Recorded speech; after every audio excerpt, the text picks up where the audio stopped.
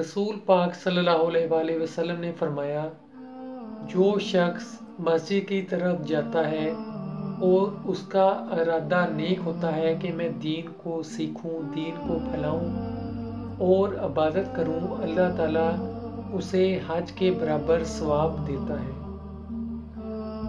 एक वाक़या आपके साथ बयान करूंगा। एक मर्तबा एक अरबी बसरे के जवाहरियों को एक सुना रहा था अपनी बात के एक दफ़ा वो एक सहरा के अंदर भटक गया और वहाँ पे भूख और प्यास से उसका बुरा हाल हो गया। उसको कहीं भी कोई शख्स नज़र नहीं आया। कुछ खाने पीने के लिए वो ढूंढ रहा था लेकिन उसे कुछ भी नहीं मिला। मौत करीब उसे नज़र आ रही थी और वो बहुत परेशान था। इंसान की कैसी हालत होगी कि जब एक सहरा होगा, इर्द गिर्द कुछ भी खाने को ना मिले, पीने को ना मिले और उसके बाद कोई भी इंसान दूर दूर तक नज़र ना आए और इंसान थक जाए और उसे मौत नज़र आए, तो वो कैसा समा होगा। तो उस वक्त उसने कहा कि मुझे एक थैली नज़र आई। मैंने समझा उसके अंदर कुछ खाने को होगा या चने होंगे, कोई चीज़ होगी। उस वक्त उस अरबी की ऐसी कैफियत थी।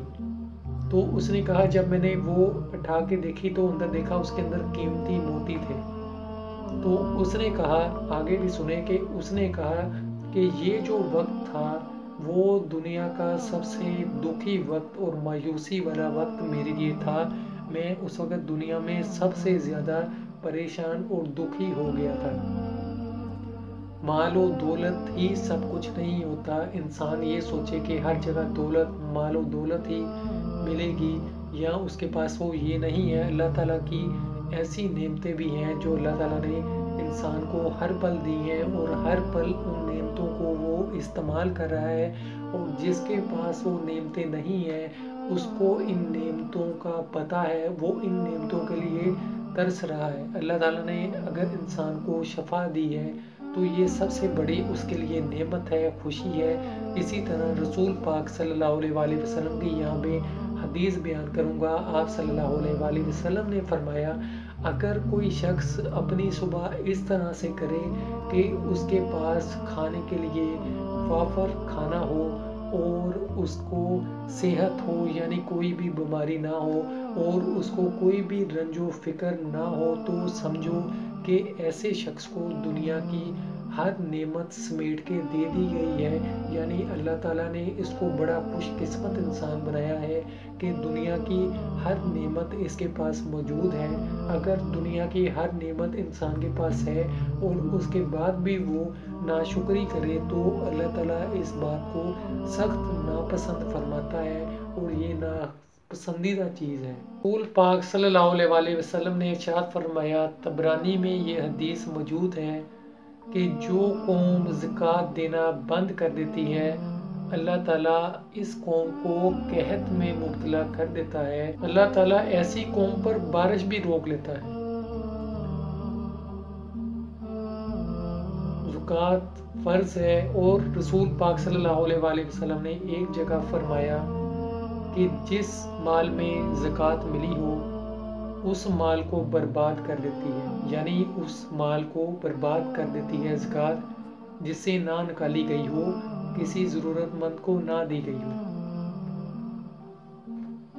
हज़रत लुकमान एक मर्तबा उनके इलाके में, यहाँ पे वाक़या बयान करूँगा कि एक बहुत अमीर शख्स था, उसका गुलाम भाग गया और हज़रत लुकमान को उसने अपना गुलाम समझा और काबू कर लिया।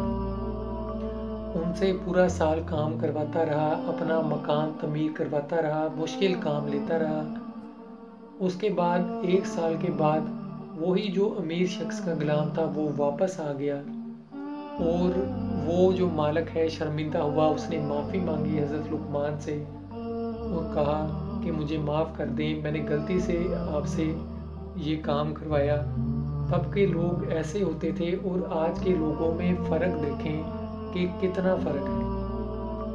तो उसके बाद हज़रत लुकमान ने कहा कि मुझे ये मशक्क़त पूरा साल याद रहेगी। मेरा भी एक गुलाम है, मैं उससे सख्त काम लेता हूँ। آج کے بعد میں اسے نہیں لوں گا۔ پرانے زمانوں کے وقت کے لوگ ایسے ہوتے تھے کہ ایک دوسرے کا خیال رکھتے تھے، اور یہ بھی فرمایا کہ مجھ سے آپ کو فائدہ ہی فائدہ ہوا ہوگا، آپ کو فائدہ ہوا اور مجھے کوئی نقصان نہیں ہوا، کوئی مسئلہ نہیں ہے، میں نے آپ کو معاف کیا اور اس کے اندر کوئی پریشانی والی بات نہیں ہے۔ یعنی یہ معاملہ ایسا تھا۔ آج کے دور میں کوئی کسی کی سنتا نہیں ہے، برداشت نہیں ہے، ہر کوئی ایک دوسرے کا حق مارتا ہے اور کوئی کسی کو معاف نہیں کرتا، صرف اور صرف ہر کوئی مقابلے پہ لگا رہتا ہے۔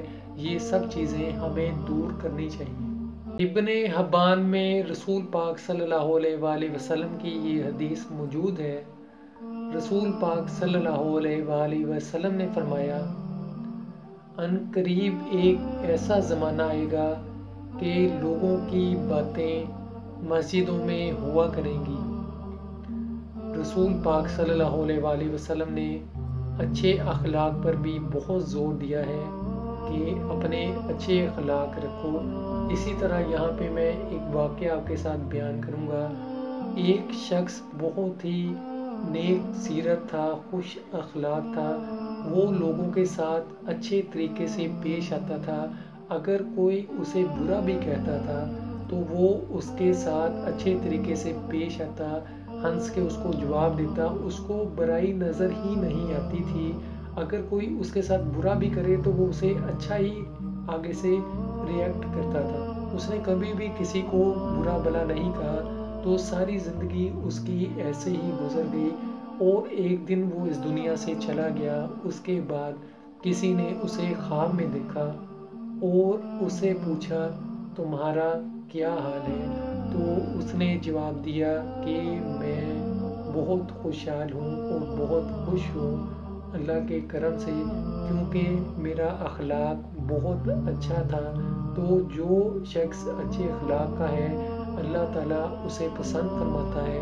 رسول پاک صلی اللہ علیہ وآلہ وسلم نے بھی فرمایا، جس کے اخلاق اچھے ہیں وہ انسان یقیناً اچھی اس دنیا کے اندر بھی زندگی گزارے گا اور آخرت میں بھی اس کے لیے انعامات ہیں۔ نبی پاک صلی اللہ علیہ وآلہ وسلم نے بہت ہی زور اچھے اخلاق پہ دیا ہے۔